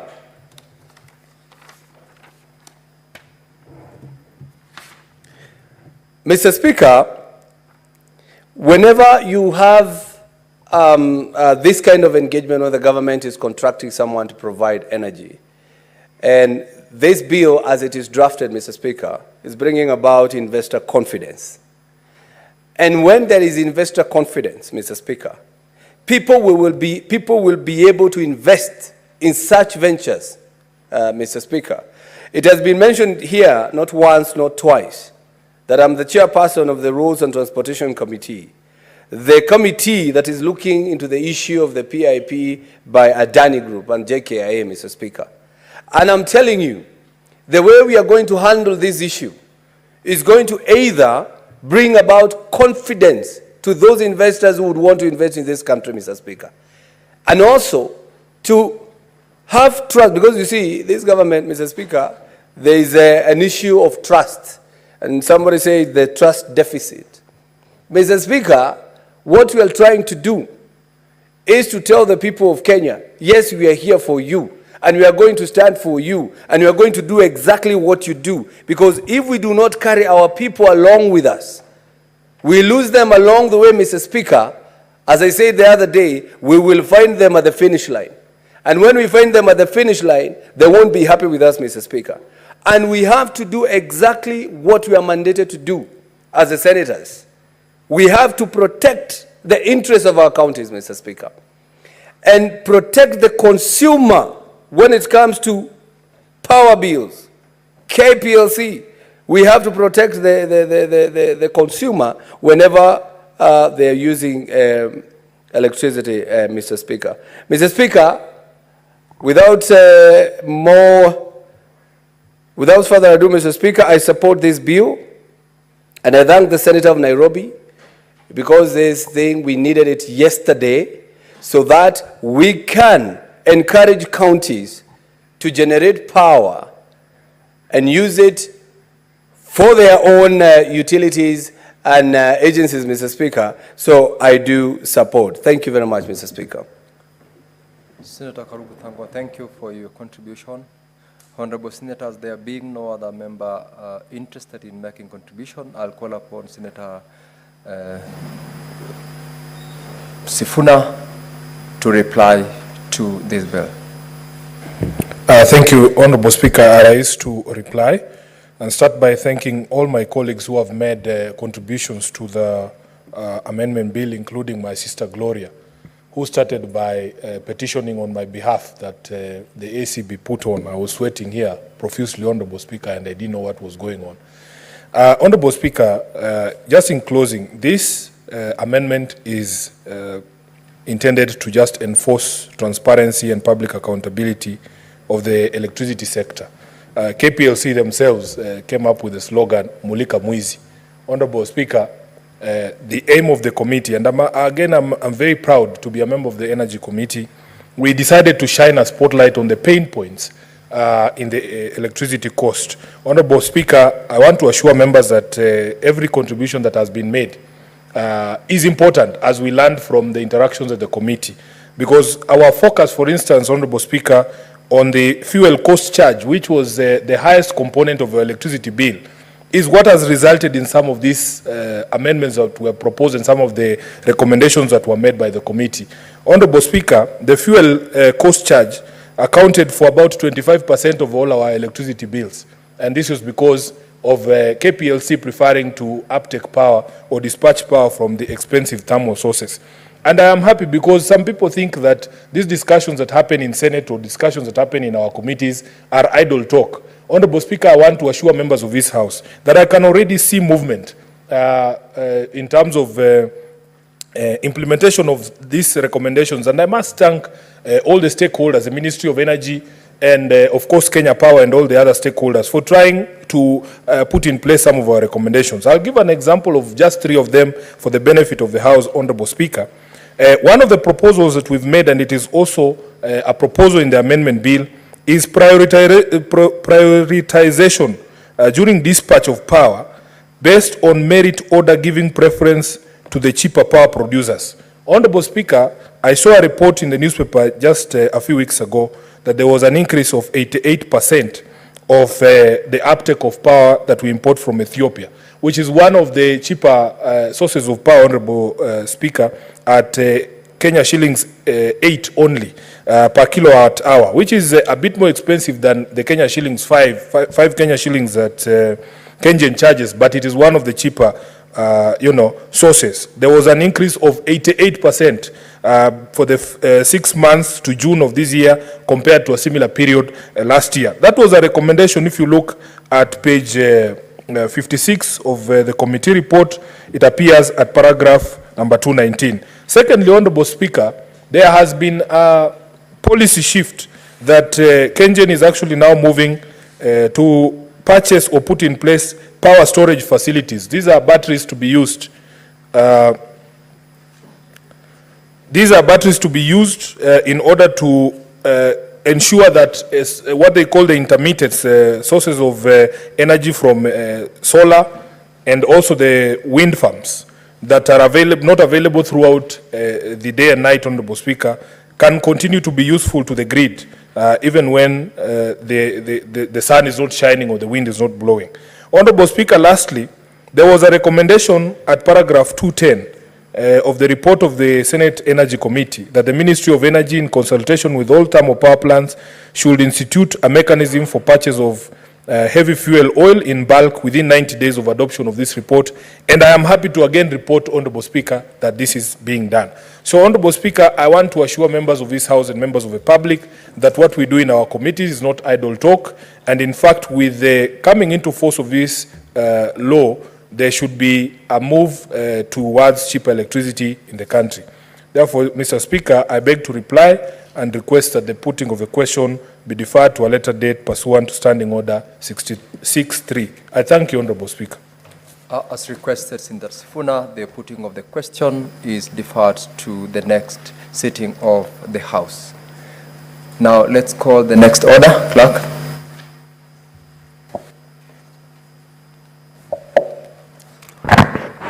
Order number 27, motion. Report of the Standing Committee on National Security, Defense and Foreign Relations on a petition to the Senate by Mr. Samuel Esapa on behalf of residents of Turkana County concerning the state of insecurity in Turkana County.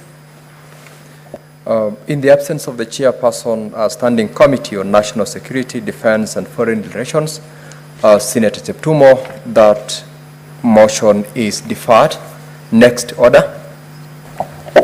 Order number 28, motion, report of the Select Committee on County Public Investments and Special Funds on its consideration of the audit report of the water service providers for the year ended 30th June 2019, 30th June 2020, and 30th June 2021.